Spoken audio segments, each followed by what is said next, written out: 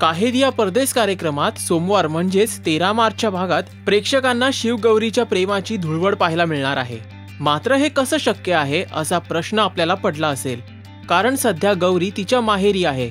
तसंच शुक्ल आणि सावंत कुटुंबियांमध्ये वाद सुरू झालेत, त्यामुळे होळी खेळणं तर दूरचीच गोष्ट, पण हीच तर खरी गंमत आहे आणि मालिकेतला सस्पेन्स देखील। मात्र होळीच्या विशेष भागात शिवगौरीच्या प्रेमाचे रंग पाहता येतील हे नक्की।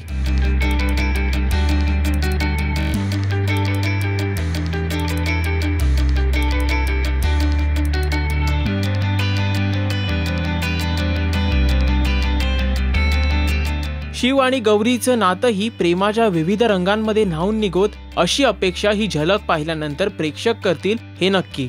मराठी मालिकांचे एपिसोड हायलाइट्स आणि लेटेस्ट अपडेट्ससाठी पाहत रहा Rajshri Marathi. Hi, this is Rishi Saxena. Do subscribe to Rashtree Marathi.